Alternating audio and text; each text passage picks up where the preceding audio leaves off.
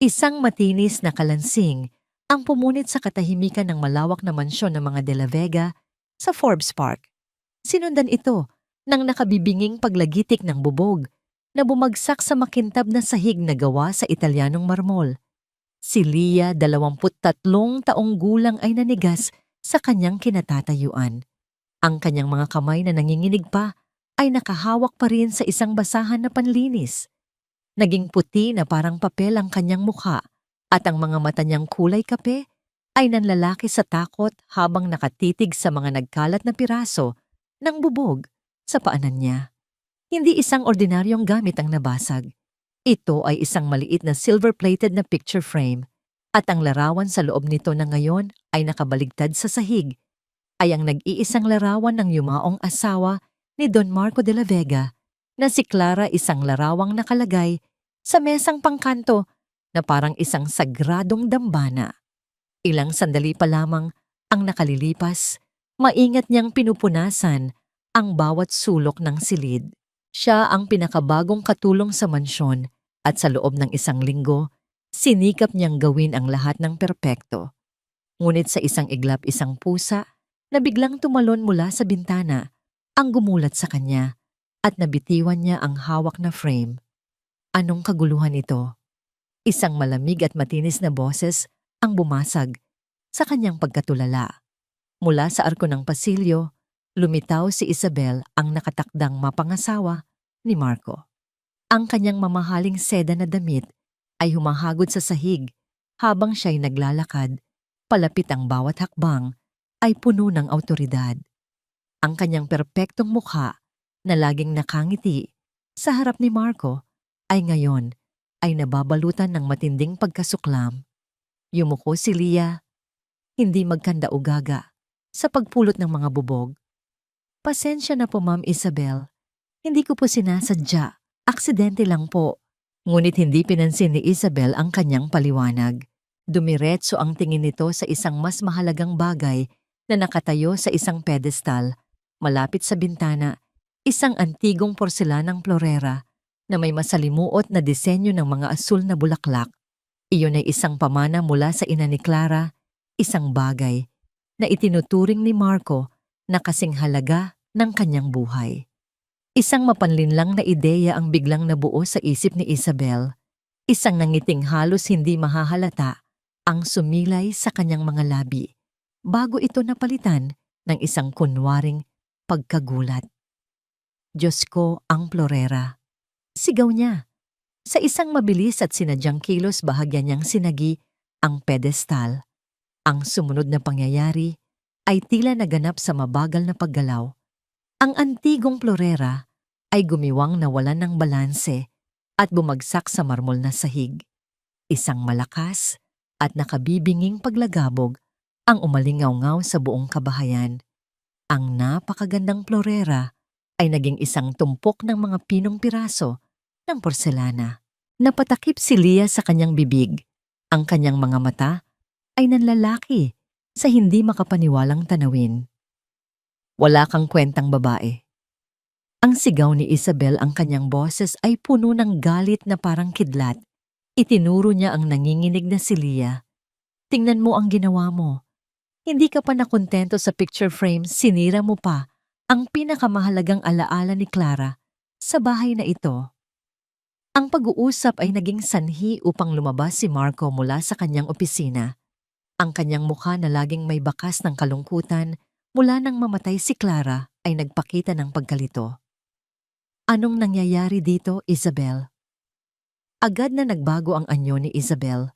Mula sa isang mabangis na leon, naging isa siyang maamong tupa. Tumakbo siya papalapit kay Marco, yumakap sa braso nito at nagsimulang humikbi.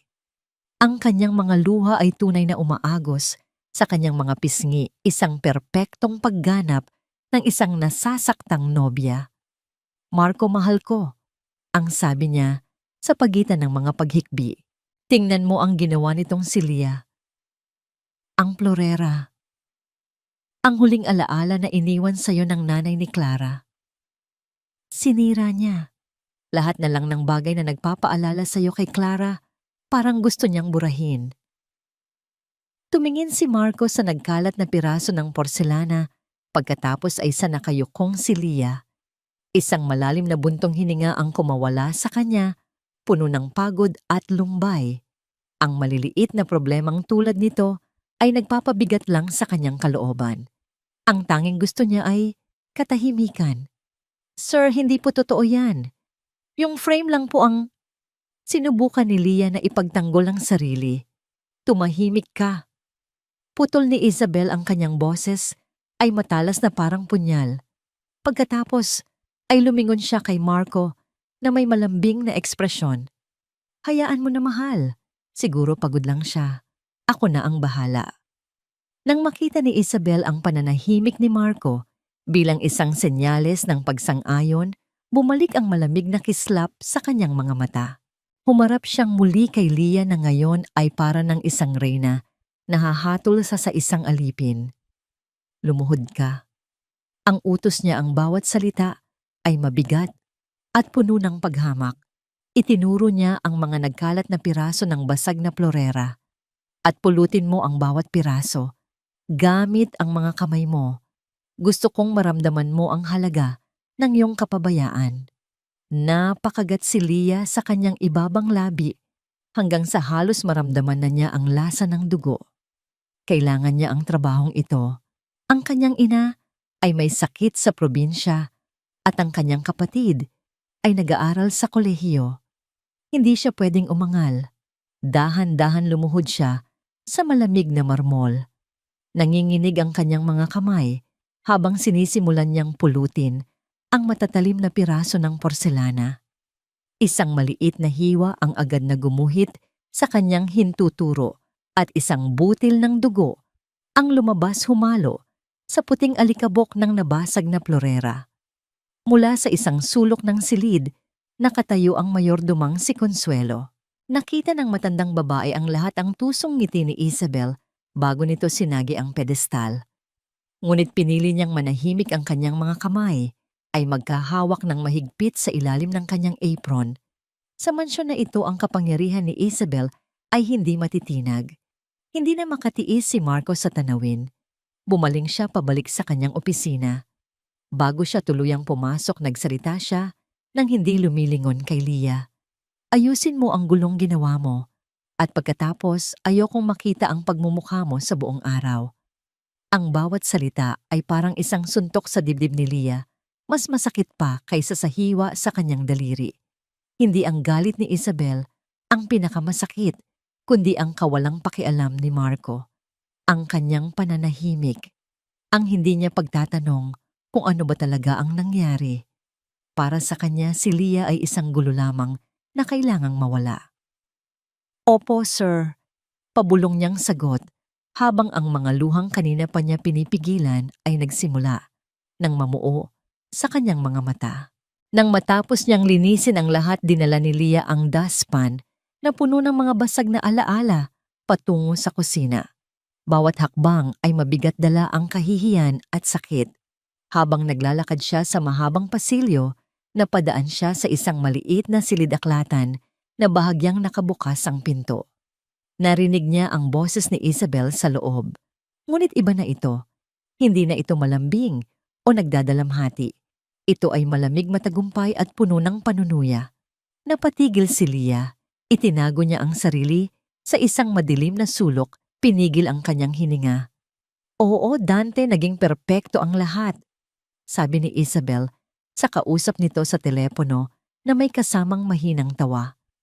Ang tangang yon, lunod pa rin sa kalungkutan niya para kay Clara. Napakadali niyang paikutan. Akalain mo naniniwala siyang isang hamak na katulong ang sisira sa florerang iyon. May sandaling katahimikan. Huwag kang mag-alala. Pagpapatuloy ni Isabel, ang lahat ay ayon sa plano. Pagkatapos ng kasal, ang huling pirma na lang niya ang kailangan. At pagkatapos noon, magkakaroon siya ng parehong kapalarang sinapit ni Clara. Lahat ng yaman ng mga De La Vega ay mapupunta sa atin. Nanlamig ang buong katawan ni Lia. Ang dustpan ay nabitiwan niya mula sa kanyang nanginginig na kamay. Isang malakas na kalabog ang umalingaw-ngaw sa tahimik na pasilyo. Sa loob ng silid, biglang natigil sa pagsasalita si Isabel. May tao ba riyan? Ang pagkalabog ng dustpan na nahulog ni Leah ay umalingaw-ngaw sa pasilyo na parang isang malakas na kulog sa isang gabing walang ulan. Sa loob ng silid-aklatan, ang boses ni Isabel ay biglang naputol. Binalot ng nakabibinging katahimikan, ang paligid isang katahimikang mas mabigat at mas nakakatakot kaysa sa anumang sigaw. May tao ba riyan? Ang tanong ni Isabel, ang kanyang boses ay nawalan ng panunuya at napalitan ng isang mapanuring talas. Nanigas si Leah sa kanyang kinatatayuan, ang kanyang hininga ay tila naipit sa kanyang lalamunan. Ang kanyang mga mata ay nakatutok sa siwang ng pinto, naghihintay sa anumang anino na maaaring gumalaw. Naramdaman niya ang malamig na pawis na namumuo sa kanyang noo. Ilang segundo ang lumipas na parang isang kawalang hanggan. Pagkatapos, narinig niya ang mahinang pag-click ng teleponong ibinababa. Sinundan ito ng mga yabag na papalapit sa pinto. Sa isang iglap kumilos si Leah dahil sa purong takot. Mabilis niyang dinampot ang dustpan at tumakbo ng walang ingay ang kanyang mga paa ay halos hindi lumalapat sa sahig palayo, sa pasilyo at pabalik sa kaligtasan ng hagdanan para sa mga katulong. Nagtago siya sa ilalim ng madilim na bahagi ng hagdan, ang kanyang puso ay dumadagundong sa kanyang dibdib na parang isang tambol na pinapalo ng walang tigil. Nakita niya ang anino ni Isabel na lumabas sa silid-aklatan. Tumingin ito sa magkabilang dulo ng pasilyo, ang kanyang mga mata ay parang sa isang agila na naghahanap ng sinisila. Matapos ang ilang sandali, nagkibit-balikat ito at bumalik sa loob. Isang malakas na pagsara ng pinto ang nagpatunay na ligtas na siya sa ngayon. Humilig si Leah sa pader, hinahabol ang kanyang hininga. Ang mga salita ni Isabel ay paulit-ulit na tumatakbo sa kanyang isip. Magkakaroon siya ng parehong kapalarang sinapit ni Clara. Hindi yun isang simpleng banta. Iyon ay isang pag-amin. Isang sentensya ng kamatayan para kay Marco. Nang gabing iyon, hindi makatulog si Leah. Sa maliit at masikip na silid na ibinahagi niya sa isa pang katulong si Bea, paulit-ulit niyang isinalaysay ang kanyang narinig. Ano ka ba, Leah, baka naman namamaliktainga ka lang? Sabi ni Bea na nakaupo sa kanyang kama at yakap-yakap ang kanyang mga tuhod. Delikado yan. Huwag mo nang isipin. Baka mapahamak ka lang. Pero malinaw ang narinig ko, Bea. Giit ni Leah, ang kanyang boses ay isang nanginginig na bulong. Pinaplano niyang patayin si Sir Marco, katulad ng ginawa niya kay Ma'am Clara. Napailing si Bea, ang takot ay bakas sa kanyang mukha. Paano mo naman nasabi, yan atake sa puso ang ikinamatay ni Ma'am Clara? Yun ang sabi ng mga doktor. Pero si Isabel, may binanggit siyang gamot sa kausap niya noon. At ngayon, sinabi niya mismo, kailangan kong gumawa ng paraan, kailangan kong sabihin kay Sir Marco. At sa tingin mo maniniwala siya sa'yo? Tanong ni Bea. Isang katulong laban sa kanyang mapapangasawa. Leah, kakampihan ka ba niya? Kanina lang hinayaan kanyang pagdampot-dampot ng bubog na parang aso. Isipin mo ang pamilya mo sa probinsya. Kapag pinalayas ka niya, paano na sila? Ang mga salita ni Bea ay tumusok sa puso ni Leah na parang mga karayom. Totoo ang lahat ng yon. Sino ba naman siya? Ngunit sa tuwing ipipikit niya ang kanyang mga mata, nakikita niya ang malungkot na mga mata ni Marco, mga matang puno ng sakit na hindi pa rin humihilom. At sa kabila ng kawalang pakialam nito, may isang bahagi sa kanyang puso na nais itong iligtas. Kinabukasan ng mansyon ay abala sa paghahanda para sa nalalapit na kasal. Ngunit para kay Leah, ang bawat sulok ng mansyon ay tila may anino ng panganib.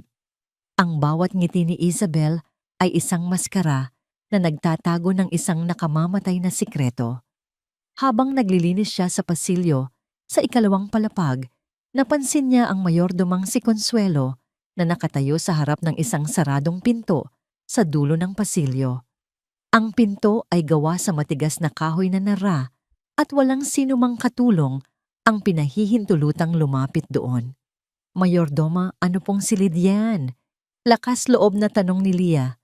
Napabuntong hininga si Consuelo, isang malungkot na ngiti ang sumilay sa kanyang mga labi. Iyan ang silid ni Ma'am Clara. Mula nang siya'y pumanaw ipinagbawal ni Sir Marco na buksan pa itong muli. Isang ideya ang biglang pumasok sa isip ni Lia. Isang alaala ng kwentuhan ng mga dating katulong. Sinabi nila na si Ma'am Clara ay mahilig magsulat. Mayroon daw itong isang diaryo. May mga bagay sa bahay na ito. Dagdag ni Consuelo na parang may malalim na iniisip na mas mabuting wag nang halongkatin. Baka ang matuklasan mo ay isang bagay na hindi mo kayang harapin. Ang mga salitang yon ay tila isang babala, ngunit para kay Lia, ito'y naging isang gabay. Kung mayroong katibayan laban kay Isabel, malamang na ito ay nasa loob ng kwartong yon, ang santuwaryo ni Clara. Kinagabihan ng ang buong mansyon ay nababalot na, sa katahimikan nagpasya si Lia. Ang puso niya ay kumakabog ng mabilis, ngunit ang kanyang mga kamay ay hindi na nanginginig. Ang takot ay napalitan na ng determinasyon. Alam niyang ang master key ay laging iniiwan ni Consuelo sa isang maliit na kabinet sa kusina. Sa isang kilos na puno ng pagnanakaw, kinuha niya ang bungkos ng mga susi at dahan-dahang umakyat sa ikalawang palapag. Ang bawat hakbang sa engrandeng hagdanan ay isang panganib. Ang bawat anino ay tila isang kaaway. Nang marating niya ang pinto ng silid ni Clara, nanginginig niyang sinubukan ang bawat susi. 1, 2, 3. Sa ika-4 na susi, isang mahinang klik ang bumasag sa katahimikan na para bang isang sigaw sa gitna ng gabi. Itinulak niya ang pinto. Isang amoy ng alikabok at pinatuyong bulaklak ng lavender ang sumalubong sa kanya. Ang lahat ng gamit ay natatakpan ng puting tela na parang mga multo na natutulog. Ang sinag lamang ng buwan na tumatagos sa bintana ang nagsisilbing ilaw. Sinimulan niya ang kanyang paghahanap. Binuksan niya ang mga drawer ng tokador. Walang laman. Tiningnan niya sa ilalim ng kama, alikabok lamang. Ang oras ay tumatakbo at ang kaba sa kanyang dibdib ay lalong tumitindi. Saan kaya itatago ng isang tao ang kanyang pinakamahalagang sikreto na patingin siya sa isang malaking aparador na gawa sa kahoy? Itinulak niya ito ng buong lakas. Isang mahinang pag-angal ang ginawa ng aparador habang ito'y gumagalaw sa sahig. At sa likod nito, sa isang maliit na espasyo sa pagitan ng aparador at ng pader, may nakita siyang isang bagay. Isang lumang leather-bound na diaryo at isang maliit antigong microcassette recorder. Nanginginig niyang kinuha ang mga ito. Ito na ang katibayan. Habang hawak niya ang mga ito, isang mahinang kaluskos mula sa labas ang nagpatigil sa kanya. Isang yabag sa pasilyo, papalapit. Kinabukasan isang kakaibang bigat ang bumalot sa hangin ng mansyon. Alam ni Isabel na ang pagkikita nila ni Lia sa pasilyo kagabi ay hindi isang simpleng pagkakataon. Nakita niya ang panandaliang sindak sa mga mata ng dalaga. Isang sindak na hindi para sa isang katulong na nahuli sa labas ng kanyang silid, kundi sindak ng isang taong may nalamang hindi dapat malaman. Kailangang mawala ang daga bago pa ito makapangagat. Bulong ni Isabel sa kanyang sarili habang nakatayo sa harap ng kanyang malaking salamin, pinagmamasdan ng kanyang perpektong refleksyon. Mayroon siyang isang plano na hindi lang magpapalayas kay Lia, kundi sisira rin sa anumang natitirang tiwala na maaaring mayroon pa si Marco para sa mga taong nasa ibabang uri. Ang pagkakataon ay dumating ng hapon ding iyon. Inutusan ni Isabel si Lia na maglinis ng mga bintana sa guest room, isang silid na malayo sa sentro ng mansyon. Habang abala si Lia, tahimik na pumasok si Isabel sa silid ng mga katulong. Sa ibabaw ng isang maliit na silya, nakita niya ang hinahanap ang luma at medyo gasgas ng bag ni Leah. Mula sa bulsa ng kanyang damit, kinuha ni Isabel ang isang bagay na kumikinang sa ilalim ng liwanag. Isang kwintas na gawa sa mga puting perlas. Hindi ito ordinaryong alahas. Ito ang paboritong kwintas ni Clara, isang bagay na ibinigay mismo ni Marco sa kanya noong kanilang unang anibersaryo. Mula nang mamatay si Clara, itinago ito ni Marco sa isang kahon ng alahas sa kanilang dating silid. Walang pag-aalinlangan ibinukas ni Isabel ang bag ni Leah at maingat na inilagay ang kwintas sa loob sa ilalim ng isang maliit na pitaka at isang lumang rosaryo. Isang nangiting puno ng tagumpay ang sumilay sa kanyang mga labi. Ilang oras ang lumipas. Si Marco ay nasa malawak na sala, nagbabasa ng dyaryo, ang kanyang muka ay seryoso at malalim ang iniisip. Leah, ang tawag ni Isabel, mula sa itaas ng hagdanan ng kanyang boses, ay malambing ngunit may diin ng utos. Pakidala mo ako ng isang basong tubig sa sala at dalhin mo na rin ang iyong bag, may ipapabili ako sa iyo sa palengke mamaya. Sumunod si Leah. Dala-dala niya ang isang tray na may isang baso ng malamig na tubig habang ang kanyang maliit na bag ay nakasukbit sa kanyang balikat. Habang papalapit siya kay Marco at Isabel, isang bigla at sinadyang kilos ang ginawa ni Isabel. Kunwari natapilok siya sa gilid ng mamahaling Persian na alpombra. Ay sigaw niya at sa kanyang pagkakatumba aksidente niyang nabangga si Leah. Ang tray na hawak ni Leah ay lumipad sa ere. Ang baso ay bumagsak sa sahig at nabasag, ngunit hindi iyon ang pinakamatunog na ingay. Ang bag ni Leah dahil sa lakas ng pagkakabangga ay nahulog mula sa kanyang balikat. Isang malakas na kalabog ang umalingaw-ngaw nang bumagsak ang bag sa sahig na marmol. Ang laman nito ay kumalat isang lumang pitaka, isang panyo, isang litrato ng kanyang ina at kapatid at isang bagay na gumulong na may malambot na kalansing, isang kwintas ng mga perlas. Ang puting kintab nito ay isang malaking insulto sa kahirapan ng iba pang gamit ni Leah. Ang lahat ay tila huminto. Napatitig si Marco sa mga perlas na gumugulong malapit sa kanyang paa. Ang dyaryong hawak niya ay dahan-dahang nalaglag mula sa kanyang mga kamay. Si Isabel ang unang bumasag sa katahimikan.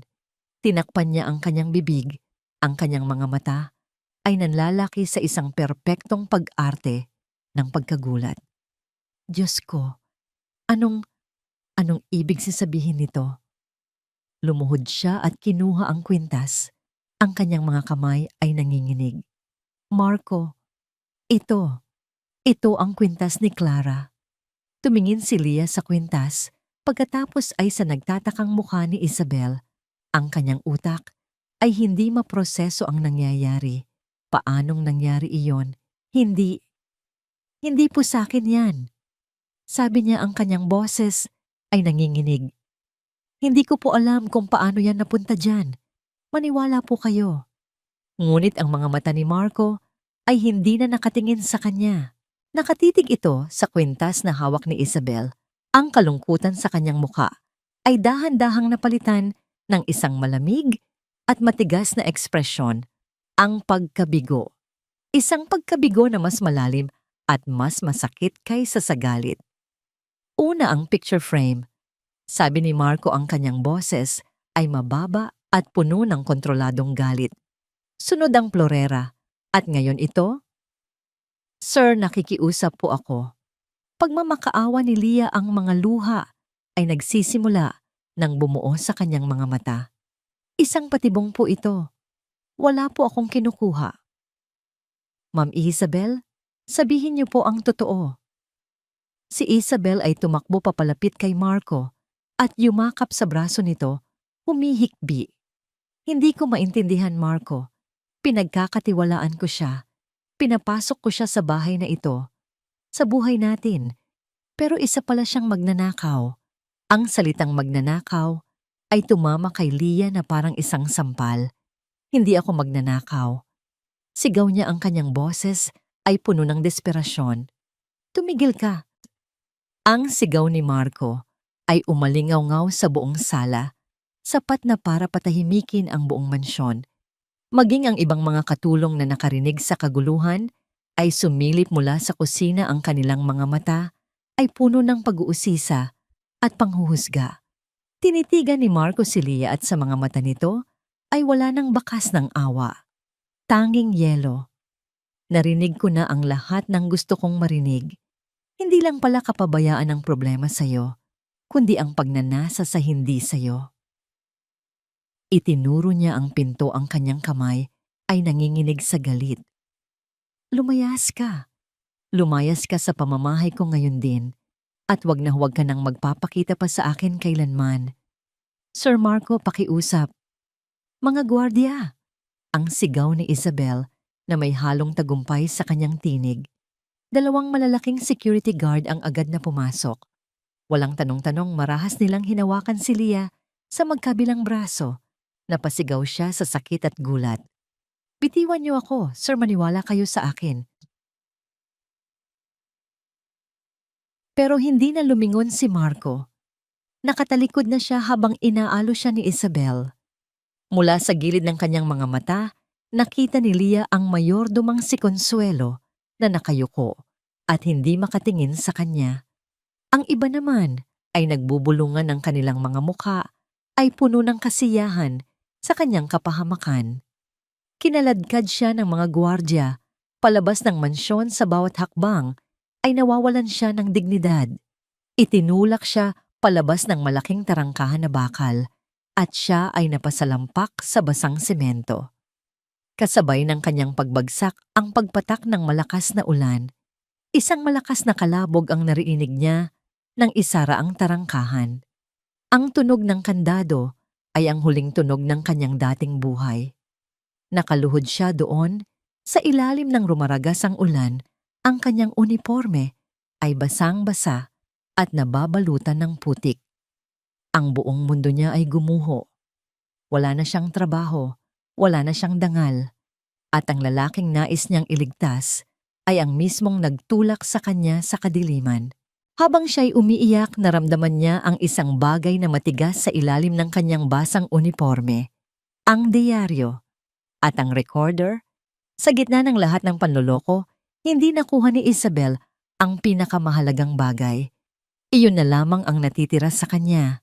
Isang katotohanang walang gustong pakinggan at isang bigat na kailangan niyang pasanin ng mag-isa. Ang pagbuhos ng ulan ay walang awang humahampas sa maruruming kalye ng Maynila na para bang nakikiramay sa bigat ng damdamin ni Leah. Bawat hakbang niya pabalik sa kanyang tinutuluyang boarding house ay isang pakikibaka.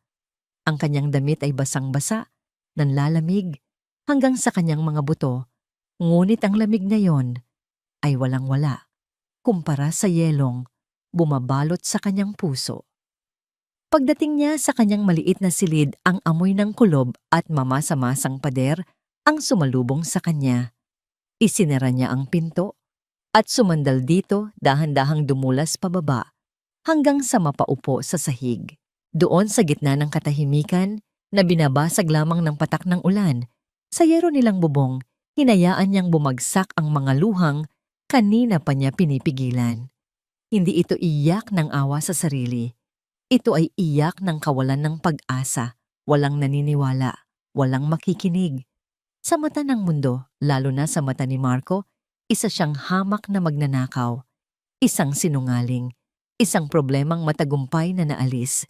Nanginginig niyang dinukot mula sa ilalim ng kanyang blusa ang 2 bagay na naging dahilan ng lahat ng ito, ang lumang diaryo at ang maliit na recorder. Inilapag niya ang mga ito sa sahig na semento na parang mga sagradong relikyas. Basang-basa ang mga ito, ngunit ang bigat ng katotohanang nilalaman ng mga ito ay hindi nabawasan. Binuksan niya ang diaryo. Ang tinta sa mga huling pahina ay kumalat na dahil sa tubig. Ang mga salita ni Clara ay naging mga malabong mantsa na lamang. Isang simbolo ng katotohanang unti-unting binubura. Isinara niya ito ng may pagkabigo. Pagkatapos ay kinuha niya ang recorder. Ginamit niya ang laylayan ng kanyang damit. upang maingat itong tuyuin. Mayroon siyang isang luma at maliit na tape player na de baterya. Nanginginig ang kanyang mga kamay habang ikinakabit niya ang recorder dito. Bawat kilos ay mabagal, bawat segundo ay isang pagsubok sa kanyang nababasag ng pag-asa. Pinindot niya ang play button. Isang mahinang hiss ang unang narinig, ang tunog ng isang lumang tape na umiikot. Pagkatapos sa gitna ng static, isang boses ang lumabas. Mahina, nanginginig. Halos isang bulong na puno ng takot. Ito ang boses ni Clara. Marco, si Isabel. Pinalitan niya ang mga supplements ko. Araw-araw. Nararamdaman kong nanghihina ako. Natatakot ako, Marco. Gusto niya ang lahat. Mag-ingat ka sa kanya. Isang hikbi ang kumawala sa boses ni Clara na sinundan ng tunog ng hirap na paghinga. Huwag kang magtiwala sa kanya. Pinilit niya si Dr. Rivero. Tulungan mo ako, Marco. Iligtas mo ako. Natapos ang tape. Tanging ang hiss na lang ng umiikot na kaset ang natira.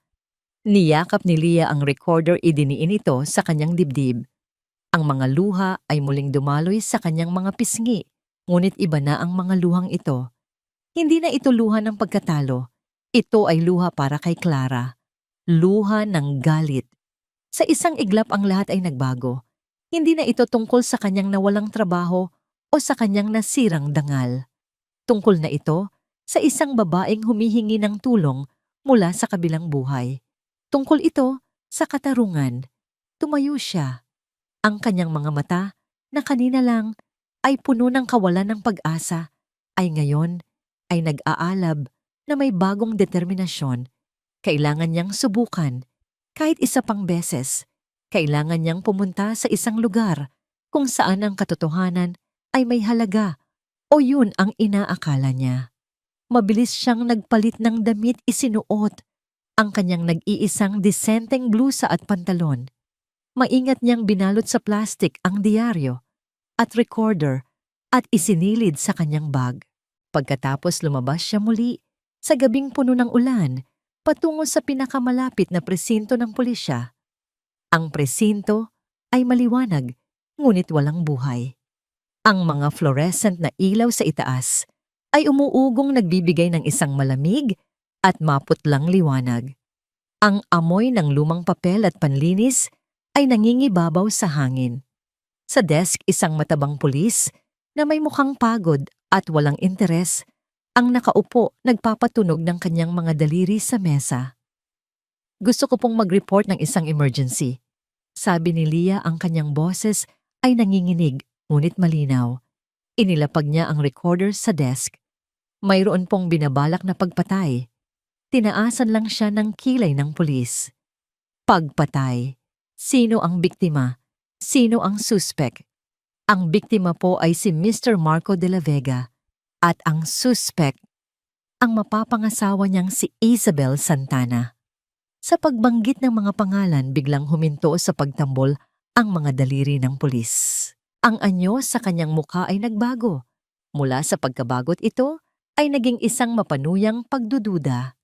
Tiningnan niya si Leah mula ulo hanggang paa, ang kanyang murang damit, ang kanyang buhok, nabasa pa sa ulan, ang kanyang mga mata na puno ng desperasyon. Miss, batada naman din. Sabi ng pulis na may halong pangiinsulto sa kanyang boses.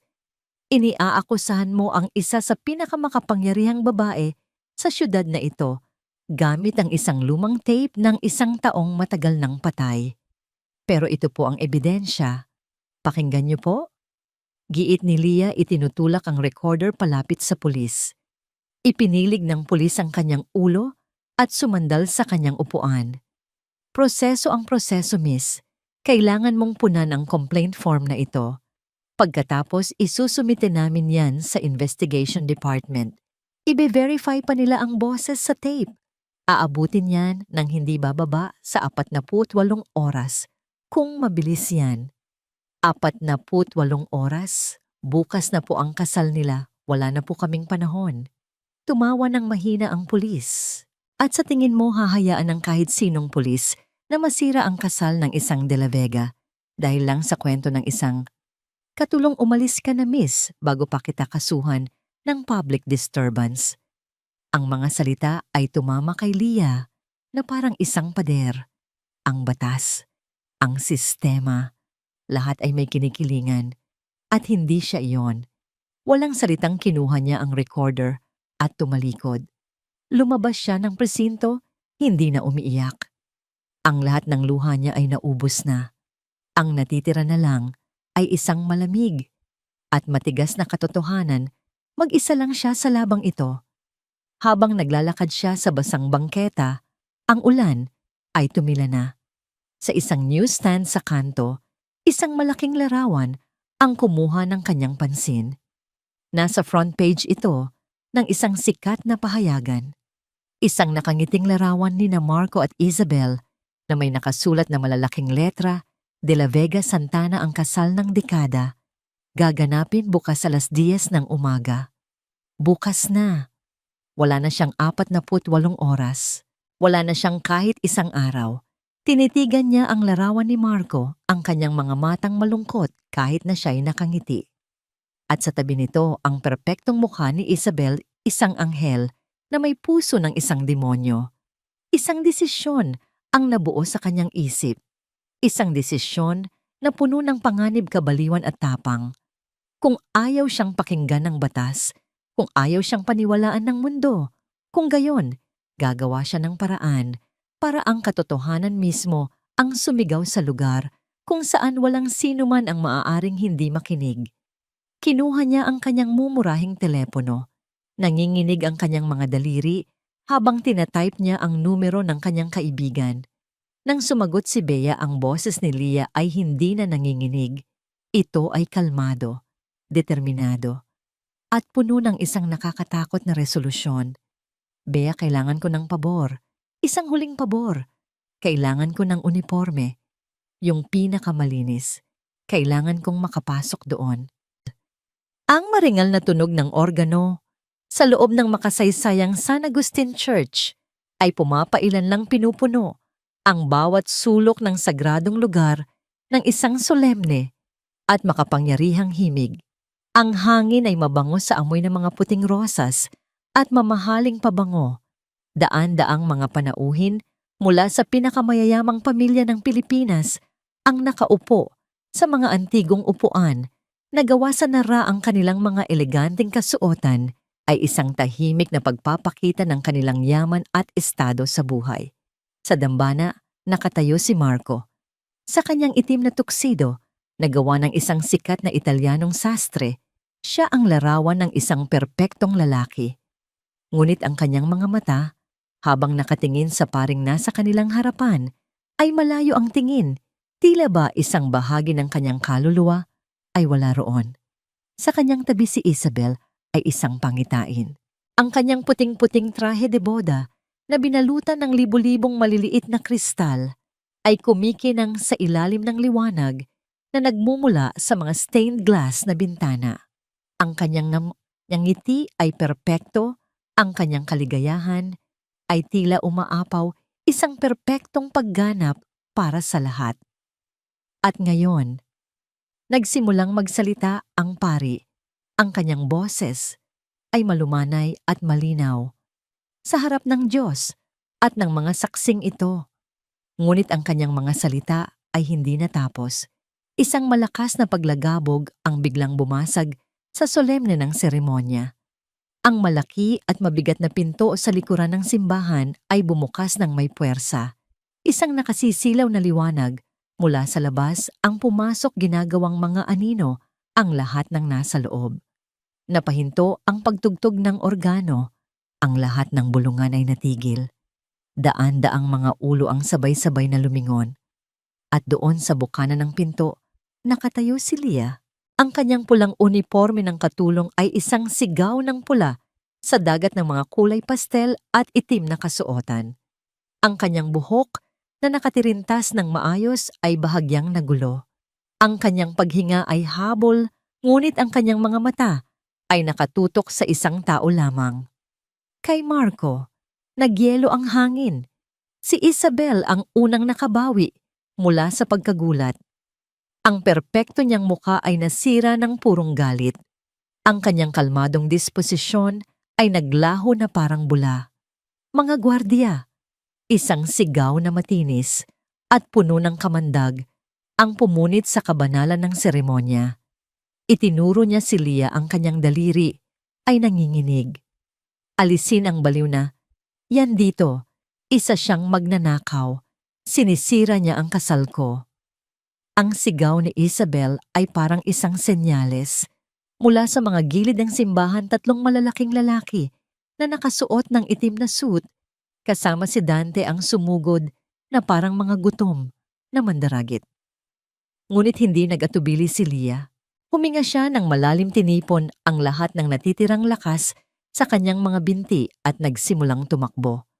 Sumugod siya na parang isang palaaso sa gitna ng pasilyo sa ibabaw ng pulang alpombra na para sana sa masayang paglalakad ng nobya. Umiiwas siya sa mga naguguluhang bisita na nagsisitayuan. Ang mga bulungan ay naging malakas na sigawan ng pagtataka at pagkamuhi. Ngunit wala siyang narinig. Ang kanyang mundo ay lumiit, ang tanging nakikita niya ay ang lalaking nakatayo sa dambana. Hulihin niyo siya. Ang utos ni Marco, ang kanyang boses, ay mababa at puno ng galit. Kinilala niya ang babae, ang walang kwentang katulong na pinalayas niya. At naglakas loob itong bumalik para gumawa ng eksena. Nagmadali si Isabel pababa ng ilang baitang ng dambana. Sinusubukang harangin si Leah, ang kanyang mga kamay ay nakaunat na para sampalin ito. Ngunit mas mabilis si Leah. Sa isang iglap na lampasan niya ang kamay ng isang gwardiya na sumusubok na sunggaban siya at sa huling pagsugod, narating niya ang paanan ng dambana. Sa sandaling iyon, tila huminto ang oras. Nakatayo si Leah sa harap ni Marco. Hindi siya nagsalita. Sa halip umarte siya. Iniunat niya ang kanyang kamay at hinawakan ng mahigpit ang pulso ni Marco. Hindi ito isang malambot na paghawak. Ito ay mahigpit, halos marahas na puno ng desperasyon. Ang kanyang mga kuko ay bumaon sa tela ng mamahaling suit ni Marco. Halika. Ang sigaw niya, ang kanyang boses ay basag dahil sa pagod at takot. Ngunit si Marco ay hindi isang manika. Siya ay isang makapangyarihang lalaki na ipinapahiya sa harap ng daan-daang tao. Hinila niya ng malakas ang kanyang braso, isang biglaang paghatak na halos magpatumba kay Leah. Ano sa tingin mo ang ginagawa mo? Umungol si Marco, ang kanyang muka ay namumula sa galit. Bitiwan mo ako, baliw ka na ba? Hindi siya binitiwan ni Leah. Kumapit siya na parang isang taong nalulunod na nakakapit sa isang tabla. Papalapit na ang mga gwardiya. Nakataas na ang kamay ni Isabel, handa nang dumapo sa kanyang mukha. Wala nang oras. Halika na. Muling sigaw ni Leah. Itinaas niya ang kanyang ulo at ang kanyang mga mata na hindi na nagpapakita ng takot ay direktang tumitig sa nagniningas na mga mata ni Marco. Kung ayaw mong matulad ang kahahantungan mo kay Clara. Ang mga salitang yon ay tumama na parang isang malakas na sampal ng malamig na hangin. Nagyelo ang buong katawan ni Marco. Ang braso niyang nakataas para itulak si Leah ay nanigas sa ere. Ang galit sa kanyang mga mata ay biglang napalitan ng isang bagay na mas malalim, pagkalito, pagkabigla, at isang kislap ng takot na matagal na niyang ibinaon. Clara. Bakit niya binanggit si Clara sa ganitong paraan, sa ganitong oras? Ang paghinto niya ay tumagal lamang ng isang segundo, ngunit yun lang ang kailangan ni Leah. Ginamit niya ang sandaling iyon. Tinipon niya ang lahat ng kanyang bigat at puwersa at hinila ng buong lakas ang braso ni Marco. Takbo! Nawalan ng balanse si Marco. Napatakda siya ng isang hakbang, pagkatapos ay isa pa. Ang kanyang isip ay naguguluhan, umiikot sa pagitan ng naglalahong galit at ng nakakabahalang mga salitang iyon. Hinayaan niyang dalhin siya ng puwersa ng babaeng ito. Sumugod ang mga gwardiya, ngunit natapilok sila sa maluwag na damit ni Isabel na sinusubukan ding humarang na lumikha ng isang magulong pagkakabuhol-buhol. Sa gitna ng kaguluhang iyon, Kinaladkad ni Marco si Leah palabas. Sumusunod siya habang sinusubukan pa ring bawiin ang kanyang kamay, sumisigaw sa pagkalito. Saan mo ako dadalhin? Bitiwan mo ako. Ngunit hindi siya binitiwan ni Leah. Kinaladkad niya si Marco nang mabilis patungo sa isang pinto sa gilid na patungo sa sakristiya palayo sa nagsisigawang mga tao at sa desperadong mga sigaw ni Isabel na naiwan sa likuran. Marco, bumalik ka. Huwag mong hayaang dalhin ka niya. Ang pinto sa gilid ay nagsara nang may malakas na kalabog sa kanilang likuran. Pinuputo lang ingay mula sa simbahan, ngunit nagbubukas ng isang mas malakas na bagyo sa puso ng milyonaryo. Sa loob ng tahimik na sakristiya, marahas na hinila ni Marco ang kanyang kamay. Ang biglaang katahimikan ay mas nakabibingi kaysa sa sigawan sa labas. Ano ang kahulugan ng lahat ng ito? Sigaw niya, ang kanyang muka ay isang maskara ng galit at pagkalito. Hindi sumagot si Leah. Mabilis niyang dinukot mula sa kanyang uniforme ang lumang recorder at ang gusot-gusot na earphones. Ayoko ng pera, sir.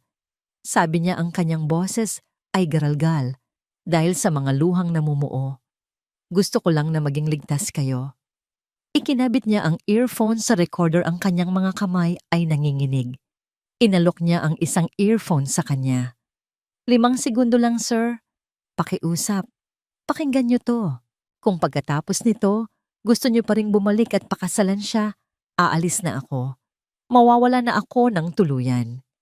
Tinitigan ni Marco ang mumurahing earphone, pagkatapos ay ang desperadong mga mata ni Leah. Ang pangalan ni Clara at ang misteryo sa likod nito ay mas malakas kaysa sa kanyang galit. Marahas niyang kinuha ang earphones at isinuot sa kanyang mga tainga. Pinindot ni Leah ang play. Narinig ang mahinang hiss ng lumang tape. At pagkatapos, isang boses. Ang boses ni Helena. At sa loob ng 5 segundo, nasaksihan ni Leah ang pagguho ng isang mundo sa mukha ng lalaking nasa harap niya. Ang galit ay naging pagtataka. Ang pagtataka ay naging hindi paniniwala. At ang hindi paniniwala ay naging isang dalisay ganap at nakapanlulumong katotohanan. 5 segundo pa lang ang nakalilipas, ngunit para kay Marco, tila isang buong buhay ang dumaan sa harap ng kanyang mga mata, isang buhay na puno ng kasinungalingan. Ang boses ni Clara, bagamat mahina at nanginginig, ay tumagos sa kanyang pandinig na parang isang matalim na punyal, sinisira ang lahat ng pader na itinayo niya sa paligid ng kanyang puso. Ang kanyang mukha ay nawalan ng kulay, naging kasing puti ng traje de boda ni Isabel. Ang kanyang mga mata na kanina lang ay nag-aapoy sa galit, ay ngayon ay nanlalaki sa isang uri ng takot na hindi pa niya naramdaman kailanman. Ang earphones ay nalaglag mula sa kanyang mga tainga, ngunit ang boses ni Clara ay patuloy na umuulit sa kanyang isipan. Iligtas mo ako, Marco. Bang ang pinto ng sakristya ay bumukas. Nang may nakabibinging lakas, bumangga ito sa pader na bato. Si Isabel, na ang itsura ay hindi na isang nagliliwanag na nobya, kundi isang mabangis na hayop, ay sumugod papasok. Ang kanyang buhok ay nagulo, ang kanyang perpektong kolorete. Sa mukha ay nabahiran na ng mga luha ng galit, at ang laylayan ng kanyang mamahaling damit ay marumi na dahil sa pagmamadali. Sa likuran niya, humahangos na sumunod si Dante at ang 2 pang gwardiya. Marco, mahal ko, sigaw ni Isabel, ngunit ang kanyang boses ay hindi na malambing. Ito ay matinis at puno ng pagkasindak. Nakita niya ang recorder sa kamay ni Leah. Nakita niya ang itsura sa mukha ni Marco. Alam niya, tapos na ang laro. Huwag kang maniwala sa kanya, isa siyang sinungaling. Niloloko ka lang niya. Ngunit hindi na nakikinig si Marco. Ang kanyang mga mata ay nakatutok kay Isabel, at sa kauna-unahang pagkakataon, sa loob ng 2 taon, nakikita niya ito hindi bilang kanyang tagapagligtas, kundi bilang isang halimaw na nakasuot ng mukha ng isang anghel. Anong ginawa mo? Tanong ni Marco, ang kanyang boses ay halos hindi marinig. Isang bulong na puno ng sakit at pagtataksil. Anong ginawa mo sa kanya? Ang pagbabago sa tono ni Marco ay nagpadala ng yelo sa mga ugat ni Isabel na wala ang kanyang pagkukunwari. Napalitan ito ng purong desperasyon. Hindi totoo yan.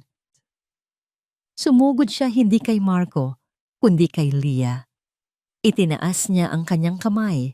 Ang kanyang mga kuko ay parang mga garas na handang manakmal. Papatayin kita, bruha ka. Bago pa man makalapit si Isabel, humakbang si Marco. Mabilis, tiyak. Sa isang kilos na hindi inaasahan ng lahat, hinarang niya si Isabel. Ang kanyang braso ay naging isang pader sa pagitan ng dalawang babae. Ang kanyang katawan na laging nakakapit kay Isabel para sa suporta ay ngayon ay nakatayo sa harap ni Leah bilang isang kalasag. Ang kilos na yon ay mas malakas pa kaysa sa anumang salita. Huwag mo siyang sasaktan. Sabi ni Marco, ang bawat salita ay mabagal at puno ng isang bagong tuklas na kapangyarihan. Hinawakan niya ang pulso ni Isabel, ang kanyang pagkakahawak ay mahigpit. Napasigaw si Isabel sa sakit at gulat. Marco, nababaliw ka na ba? Ako ang mahal mo. Ako ang nandito para sa'yo. Tapos na ang kasal. Ang deklarasyon ni Marco ay umalingaw-ngaw sa maliit na silid. Binitiwan niya ang pulso ni Isabel na para bang ito ay isang maruming basahan. Humarap siya sa mga naguguluhang gwardiya. Ilabas niyo siya. Ngunit bago pa man makakilos ang mga gwardiya, kumilos si Dante. Hindi siya isang simpleng bodyguard. Siya ang kanang kamay ni Isabel sa lahat ng kanyang masasamang gawain. Ngayon na sigaw ni Dante. Sa isang iglap, itinulak niya ang isang malaking cabinet na puno ng mga damit ng pari. Gumawa ito ng isang malakas na paglagabog habang bumabagsak na humaharang sa daan ng mga gwardiya. Sa gitna ng kaguluhan, hinila ni Dante si Isabel. Tumakbo na tayo, boss. Nagpupumiglas si Isabel. Hindi ako aalis. Akin ang lahat ng ito. Akin siya. Ngunit mas malakas si Dante. Kinaladkad niya si Isabel palabas sa isang maliit na pinto sa likod ng sakristya na patungo sa isang eskinita. Nang makabawi ang mga gwardiya at si Marco, wala na sila. Tanging ang nagkalat na mga gamit at ang alingawngaw ng mga sigaw ni Isabel ang naiwan. Ang lakas na ipinakita ni Marco kanina ay biglang naglaho. Nang hina ang kanyang mga tuhod, napasandal siya sa pader, ang kanyang paghinga ay mabigat. Ang katotohanan ay isang lason at ngayon ay kumakalat na ito sa buong sistema niya. Ang lahat ng kanyang pinaniwalaan sa loob ng 2 taon ay gumuho sa loob lamang ng ilang minuto. Siya ay niloko, ginamit. At ang pinakamasakit sa lahat, minahal niya ang babaeng pumatay sa kanyang asawa. Isang malakas na ungol ng sakit ang kumawala sa kanyang lalamunan. Napaupo siya sa sahig, isinubsob ang kanyang mukha sa kanyang mga kamay. Ang malakas at makapangyarihang si Marco de la Vega ay ngayon ay isang basag na lalaki, umiiyak sa gitna ng mga guho ng kanyang buhay. Ang ingay mula sa labas ay papalakas. Ang mga bulungan ng mga bisita, ang pagdating ng mga pulis ang kaguluhan. Lumapit si Leah. Ang galit at takot ay napalitan ng awa. Sa kabila ng lahat ng ginawa nito sa kanya, ang nakikita niya ngayon ay isang taong nasasaktan ng husto. Dahan-dahan inilagay niya ang kanyang kamay sa balikat nito. "Sir," sabi niya ng mahina. Nag-angat ng tingin si Marco. Ang kanyang mga mata ay pula at puno ng luha. Nakita niya si Leah, ang babaeng kanyang hinamak, pinalayas at tinawag na magnanakaw. Ang babaeng nagligtas sa kanya. "Kailangan na nating umalis dito," sabi ni Leah. Ang kanyang boses ay kalmado ngunit may diin. Bago pa tayo mapalibutan ng mga tao. Walang lakas na tumango si Marco. Hindi na siya makapag-isip. Ang tanging alam niya ay kailangan niyang makalayo. Makalayo sa lugar na ito. Makalayo sa mga alaala. Makalayo sa kanyang sarili. Tinulungan siya ni Leah na tumayo. Inalalayan niya ang mas malaki at mas mabigat na lalaki. Habang lumalabas sila sa pinto, sa likod papalayo, sa kaguluhan ang mga tungkulin ay nagbaliktad.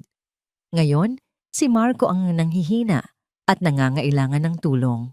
At si Leah ang hamak na katulong ang siyang nagbibigay ng lakas. Paglabas nila sa eskinita, isang tawag ang pumasok sa telepono ni Isabel na ngayon ay nasa loob na ng isang mabilis na sasakyan palayo. Ang kausap niya ay isang kilalang media strategist na kilala sa pagpapakalat ng mga maling impormasyon. Ang boses ni Isabel ay hindi na umiiyak. Ito ay malamig, puno ng galit at uhaw sa paghihiganti. Nawala sa akin ang lahat, sabi niya. Ngayon gusto kong sirain siya, at lalo na ang babaeng yon. Gawin mo siyang kidnapper, isang gold digger, isang mangahakit. Ikalat mo sa lahat ng media.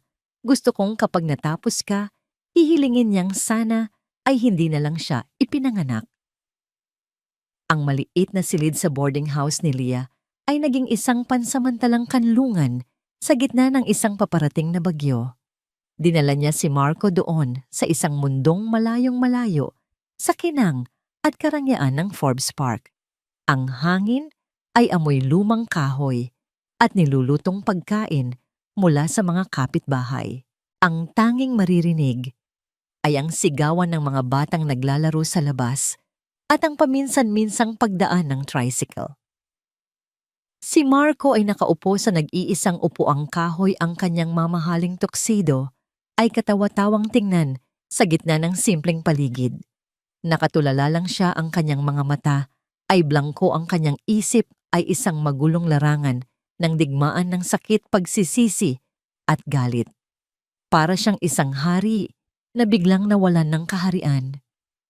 Hindi nagsalita si Leah. Ano pa ba ang sasabihin? Sa halip kumilos siya.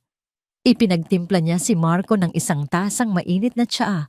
Ang kanyang mga kilos ay maingat at puno ng pag-aalala. Ito ang tanging maibibigay niya, isang maliit na piraso ng normalidad sa gitna ng kabaliwan. Ngunit ang katahimikan ay hindi nagtagal.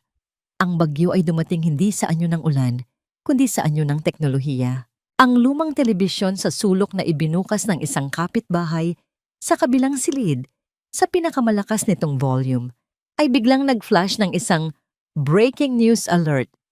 Ang larawan ni Marco at Isabel mula sa kasal ang bumungad na sinundan ng isang kuha ng nagkakagulong mga tao sa labas ng simbahan. Pagkatapos, isang malaki at malinaw na larawan ni Leah ang lumitaw sa screen, isang larawang kuha mula sa security camera ng mansyon kung saan siya ay nakasuot ng kanyang pulang uniforme. Isang babaeng news anchor na may seryosong ekspresyon sa mukha ang nagsalita. Isang malaking iskandalo ang yumanig sa alta sosyedad ngayong umaga ng ang kasal ng taon sa pagitan ng business tycoon na si Marco de la Vega at socialite na si Isabel Santana ay biglang nakansela. Ayon sa mga nakasaksi, isang hindi kilalang babae na kalaunay nakilala bilang si Leah Cruz, isang dating katulong sa mansyon ng mga de la Vega, ang marahas na pumasok sa simbahan at di umano'y sa pilitang kinaladkad si Mr. de la Vega palabas ng seremonya. Tila hindi makahinga si Leah. Ang balita ay nagpatuloy. Isang video clip ni Isabel ang ipinalabas na kuha sa isang press conference na mabilis na isinagawa sa isang sekretong lokasyon. Umiiyak siya, ang kanyang mukha ay puno ng pag-aalala. Nakikiusap po ako, sabi ni Isabel sa pagitan ng mga hikbi. Ang aking mapapangasawa, si Marco, ay matagal nang dumaranas ng matinding depresyon at paranoia mula nang mamatay ang kanyang asawa. At ang babaeng ito, si Leah Cruz, ay isang oportunista. Ginamit niya ang kahinaan ni Marco. Nilinlang niya ito. Natatakot ako para sa kanyang kaligtasan. Para na siyang kinidnap. Pakiusap, tulungan niyo si Marco.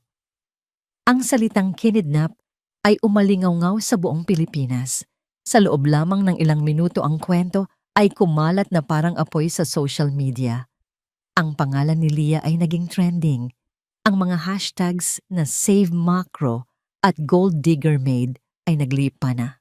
Ang kanyang mukha ay nasa lahat ng dako na may mga caption na tumatawag sa kanya na mang-aakit kidnapper at desperadang babae na naghahangad ng yaman. Ang telepono ni Leah na nakapatong sa mesa ay biglang nag-vibrate ng walang tigil. Mga mensahe mula sa mga numerong hindi niya kilala puno ng mga mura at pagbabanta. Isang mensahe ang nagpatigil sa pagtibok ng kanyang puso. Galing ito sa isang hindi rehistradong numero. Naglalaman ito ng isang larawan ng kanyang ina at kapatid sa harap ng kanilang maliit na bahay sa probinsya.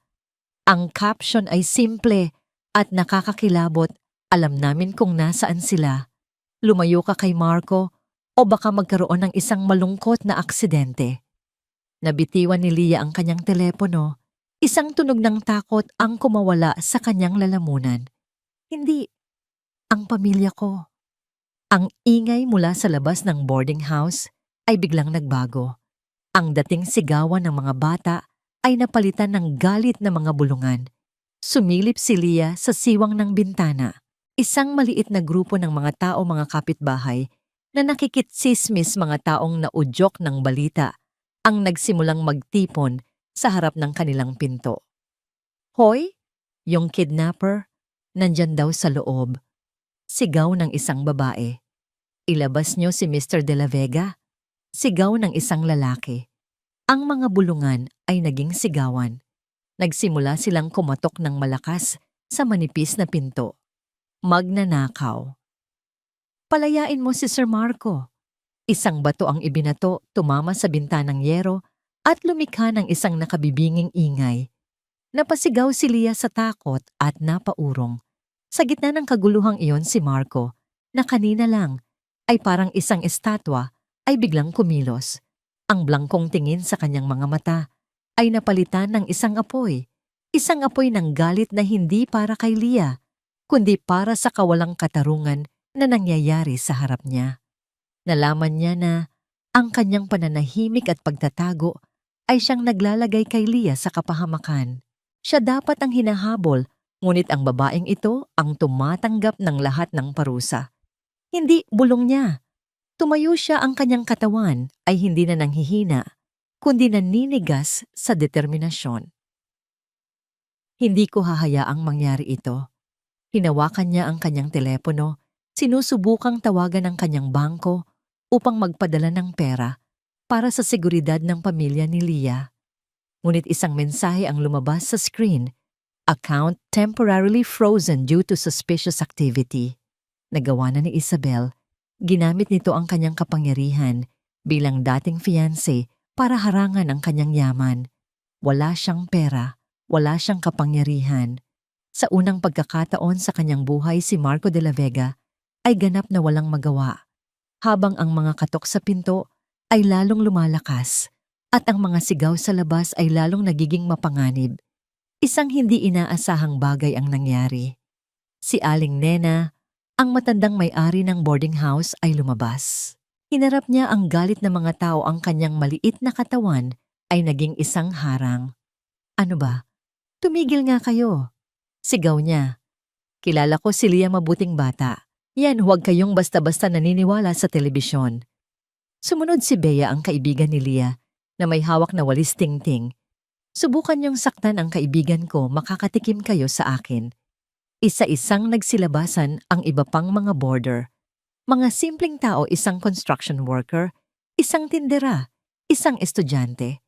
Wala silang yaman, ngunit meron silang isang bagay na hindi mabibili ng pera, paninindigan.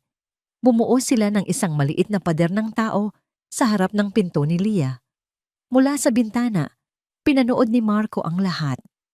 Ang kanyang puso ay kumirot. Ang mga taong ito, na walang anuman, ay handang ipaglaban ang isang taong pinaniniwalaan nila. Napagtanto niya na ang tunay na kapangyarihan ay hindi nakasalalay sa pera o impluwensya.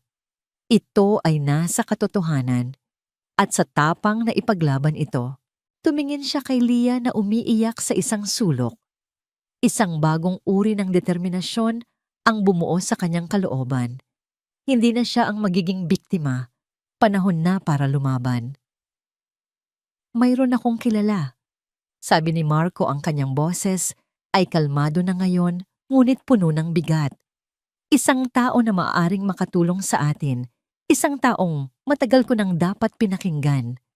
Ang pangalan ay lumabas sa kanyang bibig na parang isang panalangin at isang pagsisisi. Kailangan nating hanapin si Attorney Salcedo.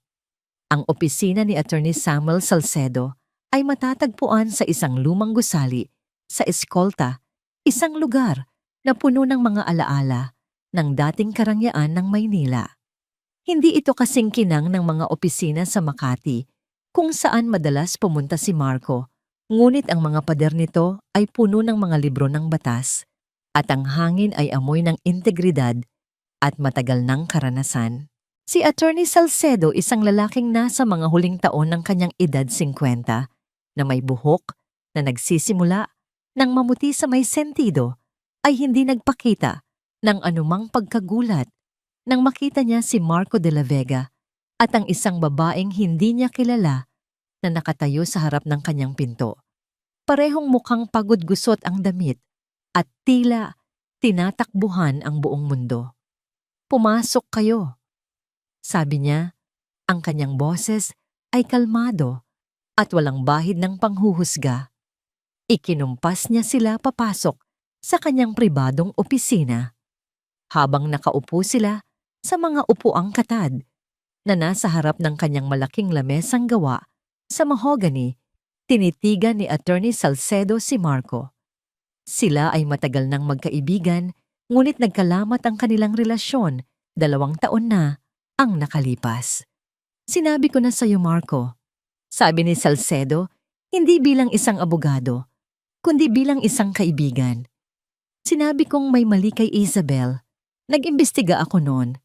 May mga kwentong hindi maganda tungkol sa kanya, ngunit hindi ka nakinig." Yumuko si Marco. Ang bigat ng katotohanan sa mga salita ng kanyang kaibigan ay parang isang mabigat na pasanin sa kanyang mga balikat. Ito ang sandali ng pagpapakumbaba. "Alam ko, Sam," sabi niya, ang kanyang boses ay basag. Nabulag ako. Nabulag ako sa kalungkutan at hinayaan kong manipulahin niya ako. At ngayon, kailangan ko ng tulong mo. Hindi para sa akin, kundi para sa kanya." Itinuro niya si Leah na tahimik na nakaupo sa kanyang tabi. Idinawit ko siya sa gulo ko. At ngayon, sinisira ni Isabel ang buhay niya at ng pamilya niya. Ipinaliwanag ni Leah ang lahat mula sa naririnig niyang pag-uusap sa telepono hanggang sa pagkakadiskubre niya sa recorder. Maingat niyang inilabas mula sa kanyang bag ang tape recorder at ang diaryo at inilapag ang mga ito sa mesa.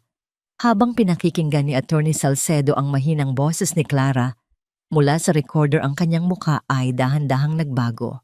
Ang pagdududa ay napalitan ng interes, at ang interes ay naging isang malamig na galit.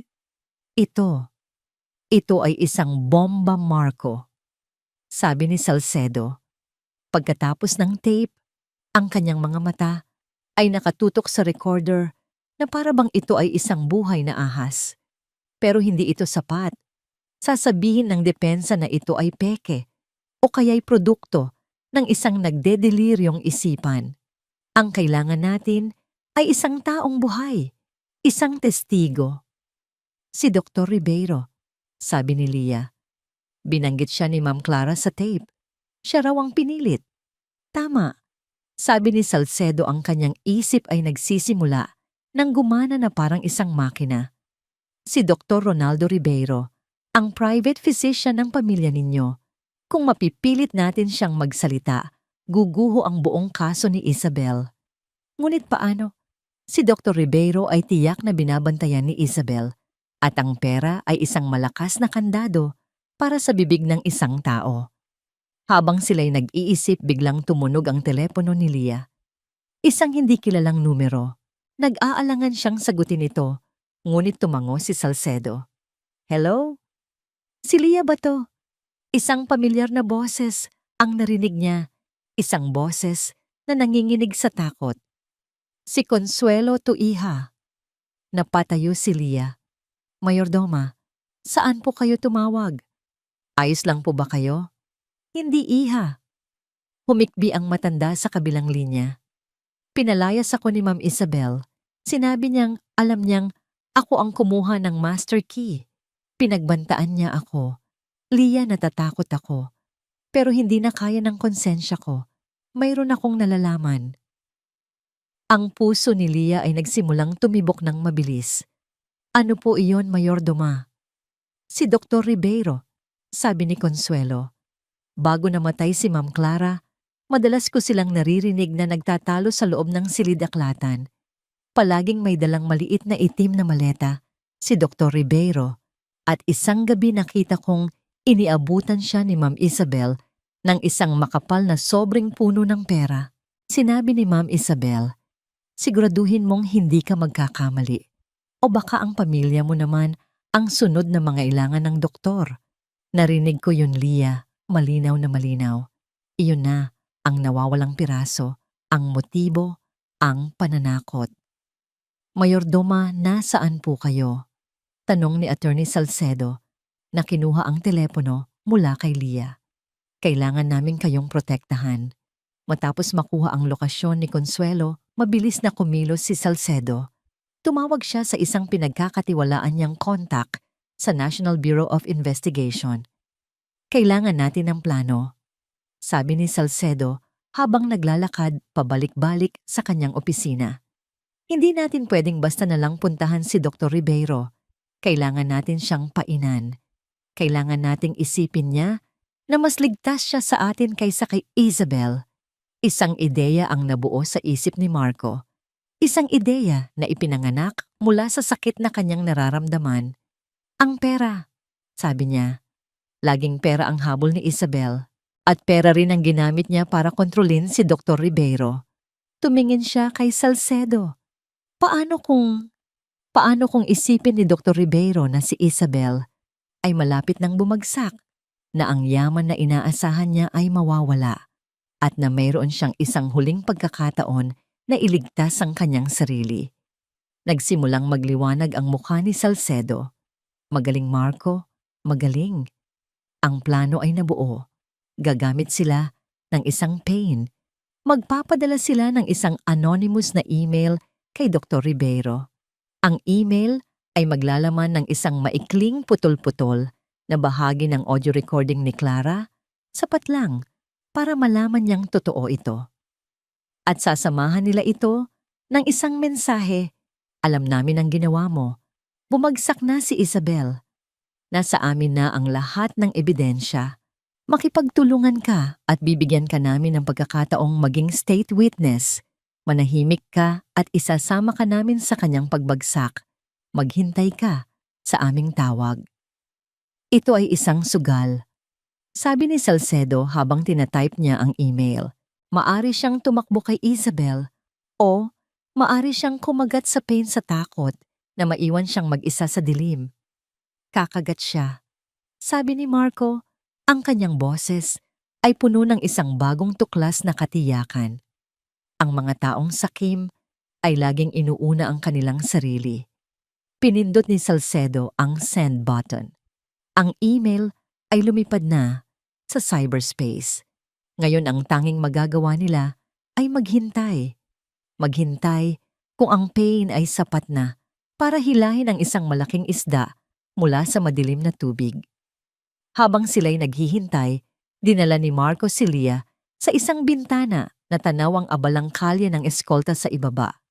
Lia, sabi niya sa unang pagkakataon, ay tinawag niya ito sa pangalan ng walang galit o pagwawalang bahala. Patawarin mo ako sa lahat. Umiling si Lia. Ang mahalaga po ngayon ay mabigyan natin ng katarungan si Ma'am Clara. Sa mga salitang yon naintindihan ni Marco, ang laban na ito ay hindi na lamang para sa kanya. Ito ay para sa dalawang babae, isang pumanaw na at isang nabubuhay na parehong biktima ng parehong kasamaan. At siya na nasa gitna ay kailangang bumangon mula sa kanyang pagkakamali at maging ang kampeyon na kailangan nilang dalawa. Ang paghihintay ay nagsimula na. Ang paghihintay ay parang isang mabagal na pagpapahirap. Bawat pagring ng telepono, bawat tunog ng email notification ay nagpapatindig sa mga balahibo ni na Marco at Leah. Sila ay pansamantalang nanatili sa isang ligtas na bahay na pag-aari ni Attorney Salcedo, isang lugar na malayo sa mata ng media at mga tauhan ni Isabel. Makalipas ang 24 na oras, ang pain ay kinagat. Isang email na walang subject ang dumating sa inbox ni Attorney Salcedo mula sa isang hindi matutukoy na address. Ang mensahe ay maikli at puno ng pagkasindak. Sino kayo? Anong kailangan nyo? Handa akong makipag-usap. Nasa atin na siya. Sabi ni Salcedo, isang ngangiti ng tagumpay ang sumilay sa kanyang mga labi. Mabilis silang kumilos. Sa tulong ng kanyang contact sa NBI at sa testimonya ni Consuelo, nakakuha si Salcedo ng go signal para sa isang entrapment operation. Ang plano ay simple ngunit delikado. Mag-set up ng isang pagkikita kasama si Dr. Ribeiro sa isang pampublikong lugar kung saan nila siya kokomprontahin kasama ang mga awtoridad na nakapaligid. Sumagot si Salcedo sa email, Manila Ocean Park, Shark and Ray Encounter Area, bukas, 3:00 ng hapon. Mag-isa kang pumunta. Kinabukasan ng hangin sa paligid ng Manila Ocean Park ay puno ng tensyon na tanging sina Marco Leah at ang mga operatiba ng NBI ang nakakaramdam. Si Marco at Leah ay nasa loob, nakapwesto, sa isang madilim na sulok, malapit sa malaking aquarium, nagkukunwaring mga ordinaryong bisita. Ang kanilang mga puso ay dumadagundong sa bawat minutong lumilipas. Eksaktong 3:00 ng hapon, isang lalaking payat na kasuot ng baseball cap at salamin at halatang ninenerbiyos ang pumasok sa lugar. Siya ay si Dr. Ronaldo Ribeiro. Ang kanyang mga mata ay ligaw palipat-lipat, naghahanap ng sinumang kahina-hinala. Dahan-dahang lumapit si Attorney Salcedo. Dr. Ribeiro, sabi niya ng mahinahon. Napatalon sa gulat ang doktor, handa nang tumakbo. Huwag kang mag-alala, doktor, sabi ni Salcedo. Nandito kami para mag-usap. Nasa amin ang tape. Nasa amin ang testimonya. Ngunit binibigyan ka namin ng isang pagkakataon. Namutla si Dr. Ribeiro. Wala akong alam sa sinasabi niyo. Talaga ba? Isang boses ang nagsalita mula sa likuran niya. Lumabas si Marco mula sa mga anino. Nakalimutan mo na ba ang mga pagtatalo ninyo ni Isabel sa aking silidi-aklatan, doktor? Nakalimutan mo na ba ang mga sobrang puno ng pera? Nang makita si Marco, ang lahat ng kulay ay nawala sa mukha ni Dr. Ribeiro. Gumuho ang kanyang pagtatanggol. Napilitan lang ako. Sabi niya, ang kanyang boses ay isang nanginginig na bulong. Pinagbantaan niya ang pamilya ko. Ang anak ko. Kung gayon, ito na ang pagkakataon mong itama ang lahat, sabi ni Salcedo. Tumestigo ka laban sa kanya. Sabihin mo sa amin ang lahat, lalo na ang mga plano niya ngayon. Sa takot na tuluyan ng masira ang kanyang buhay at sa pangako ng proteksyon, bumigay si Dr. Ribeiro. Aalis na siya ng bansa, pag-amin ng doktor. Papatakas na siya ngayong gabi. Ninoy Aquino International Airport, Terminal Isa, papuntang Europa. Sinabi niyang kapag nakuha na niya ang lahat ng pera mula sa mga offshore accounts, magsisimula siyang muli sa ibang bansa. Ito na, ang huling yugto. Isang tawag lang ni Salcedo, sa NBI ay sapat na. Ang buong paliparan ay agad na inilagay sa heightened alert. Nang gabing iyon, ang NAIA terminal, isa ay mas abala kaysa karaniwan. Ngunit ang kaguluhan ay hindi lamang dahil sa mga pasahero. Sa gitna ng mga tao, nakakalat ang mga ahente ng NBTBO na nakasibilyan. Sa isang sulok kasama ang isang grupo ng mga reporter na pinangunahan ng isang pinagkakatiwalaang mamamahayag na tinawagan ni Salcedo Naghihintay sina Marco at Leah. Ilang minuto bago ang hating gabi, isang babaeng nakasuot ng malalaking salamin, isang scarf na nakatakip sa kalahati ng kanyang mukha, at nagtutulak ng isang mamahaling maleta, ang mabilis na naglakad patungo sa immigration counter. Si Isabel. Nang iabot niya ang kanyang pasaporte, tinitigan siya ng immigration officer ng mas matagal kaysa karaniwan. Nag-type ito sa kanyang computer. Isabel Santana. Tanong ng officer. Ako nga, sabi ni Isabel na iinip. Pasensya na ma'am. Sabi ng officer, ang kanyang mukha ay seryoso. May problema po sa inyong pasaporte. Hindi po kayo maaring umalis ng bansa. Ano? Sigaw ni Isabel, inaagaw ang kanyang pasaporte. Anong pinagsasabi mo? Kilala mo ba kung sino ako? Tapos na ang laro, Isabel. Isang boses ang tumapos sa kanyang pagsigaw. Isang boses na minsan niyang minahal at ngayon ay kinamumuhian. Lumingon si Isabel at doon nakita niya si Marco na nakatayo, hindi na mukhang talunan, kundi puno ng isang malamig at matigas na awtoridad. Sa tabi nito nakatayo si Leah, hindi na nanginginig sa takot, kundi may ekspresyon ng tahimik na lakas. Sa kanilang likuran, nagsilabasan ang mga ahente ng NBI kasabay ng pag-flash ng mga kamera ng mga reporter. Ang mukha ni Isabel ay dumaan sa sunod-sunod na emosyon, pagkabigla, pagtanggi, at sa huli, isang mabangis na galit. Tumingin siya kay Marco, pagkatapos ay kay Leah, ang hamak na katulong na sumira sa lahat ng kanyang perpektong plano. Ang katinuan ay tuluyan ng bumitaw sa kanya. Ikaw, umungol si Isabel, itinuturo si Leah. Kasalanan mo ang lahat ng ito. Kung hindi dahil sa iyo, akin na sana ang lahat. Akin na sana ang lahat.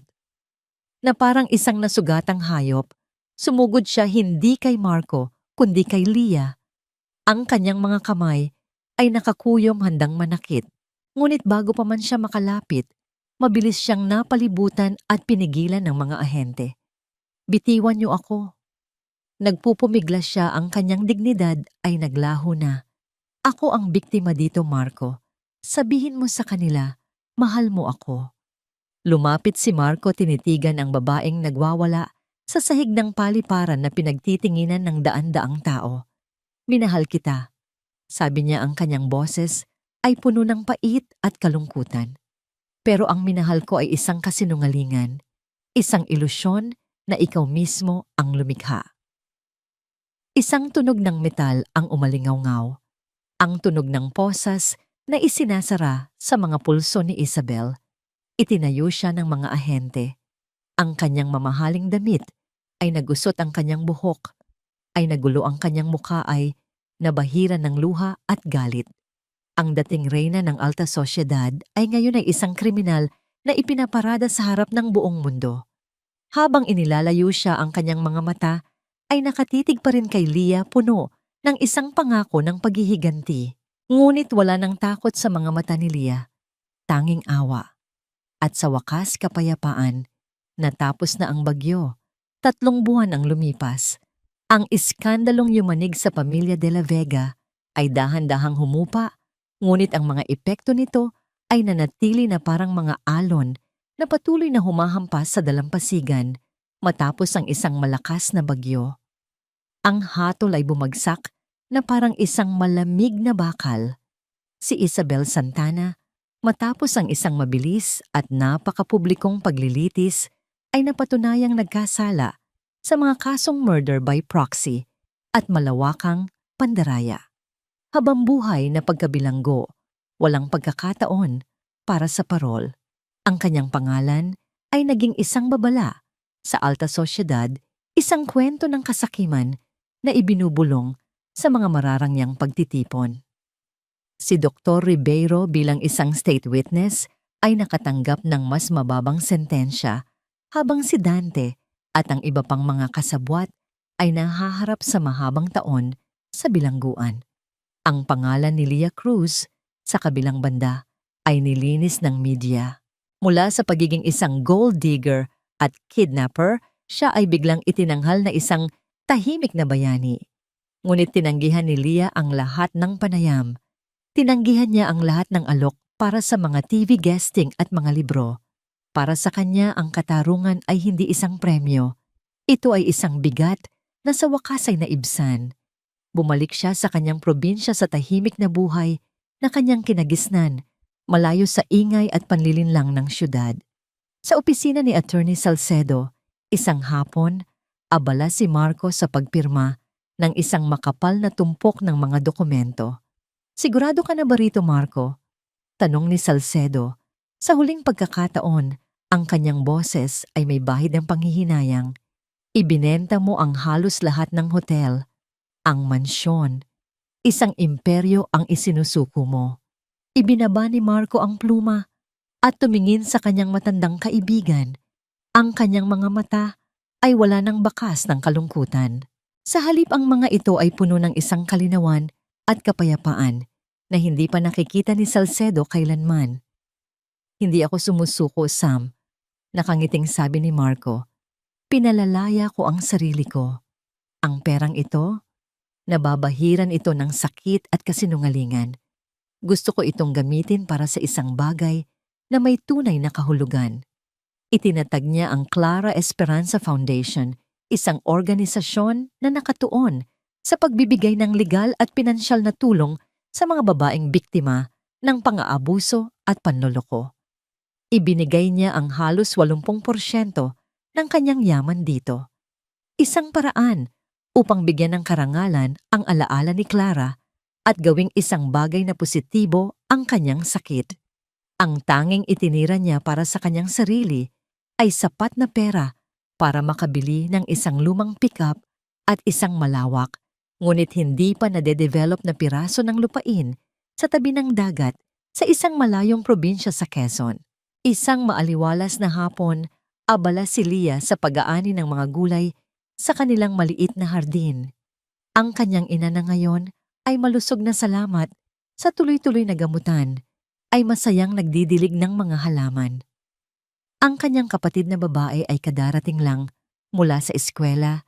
Ipinagmamalaki ang kanyang perpektong marka sa pagsusulit. Ang kanilang buhay ay bumalik na sa normal, payapa at simple. Ngunit sa mga sandali ng katahimikan, madalas na napapatitig si Leah sa asul na karagatan. Ang kanyang isip ay naglalakbay pabalik sa mga araw ng kaguluhan at sa isang lalaking may malulungkot na mga mata. "Ate Leah, may naghahanap sa'yo." Ang sigaw ng kanyang kapatid mula sa tarangkahan. Nagulat si Leah. Bihira silang magkaroon ng bisita. Lumingon siya at ang kanyang puso ay biglang tumigil sa pagtibok. Isang lumang pickup na kulay lumot ang nakaparada sa harap ng kanilang simpleng bahay na kahoy. Ang lalaking bumaba mula rito ay hindi nakasuot ng tuksido o makintab na sapatos. Nakasuot ito ng isang simpleng puting linen na damit na nakatupi ang manggas pantalong beige at mga sapatos na gawa sa tela. Ang kanyang balat ay mas kayumanggi dahil sa sikat ng araw at ang kanyang tindig ay mas payapa. Siya si Marco. Ngunit hindi ang makapangyarihang si Marco de la Vega. Siya ay si Marco lamang. Nanigas si Leah sa kanyang kinatatayuan. Ang hawak niyang basket ng mga gulay ay nalaglag sa lupa. Ang mga kamatis at talong ay gumulong sa damuhan, ngunit hindi niya ito napansin. Tumakbo siya papalapit. "Sir, anong ginagawa niyo rito?" Sabi niya, ang kanyang boses ay nanginginig. Ngumiti si Marco, isang nangiti na abot hanggang sa kanyang mga mata, isang nangiting hindi pa naibibigay ni Leah sa kanya kailanman. Lumapit siya nang walang pag-aalinlangan at hinawakan ng parehong mga kamay ni Leah, hindi alintana ang mga itong may lupa. "Nangako akong babalik ako kapag natagpuan ko na ang sarili ko," sabi niya. Ang kanyang boses ay malambing at puno ng init. "At natagpuan ko na siya. Ayoko nang maging isang malungkot na milyonaryo, Leah. Gusto kong maging isang ordinaryong tao. Magtanim ng mga puno, mag-alaga ng isda, at mamuhay ng totoo." Itinuro niya ang isang malayong bahagi ng baybayin kung saan ang mga puno ng niyog ay yumuyuko sa hangin. Plano kong magtayo ng isang maliit na eco-resort doon. Walang semento, puro kahoy at kalikasan lang, at kailangan ko ng isang mahusay na manager, isang taong may mabuting puso at nakakaintindi sa halaga ng tapat na serbisyo. Tinitigan niya ng malalim ang mga mata ni Leah, ang kanyang tingin ay puno ng pagmamahal na matagal na niyang itinago. At kailangan ko ng isang kasama sa buhay. Pagpapatuloy niya, isang taong sinamahan ako sa gitna ng kadiliman para makita ang liwanag. Gusto mo bang bumuo muli? Kasama ko magsimula sa simula. Dito mismo. Hinahampas ng hangin mula sa dagat ang buhok ni Leah. Ang mga luha ng kaligayahan ay nagsimulang dumaloy sa kanyang mga pisngi, kumikinang na parang mga perlas sa ilalim ng papalubog na araw. Tumango siya, ang kanyang pagtango ay malakas at tiyak, tulad noong araw na sumugod siya sa simbahan. Oo, sabi niya, ang kanyang boses ay puno ng emosyon. Gusto kong magsimula sa simula. Niyakap siya ni Marco ng mahigpit. Binuhat niya ito at umikot-ikot sila, kasabay ng indayog ng mga alon. Ang papalubog na araw ay nagpinta ng kalangitan ng kulay ginto at kahel, binabalot ang dalawang masayang nilalang sa isang mainit at mapangakong liwanag. Wala nang mansyon, wala nang mamahaling sasakyan, wala nang mga mapanlinlang na plano. Tanging tunay na pag-ibig at isang bagong simula na puno ng pag-asa.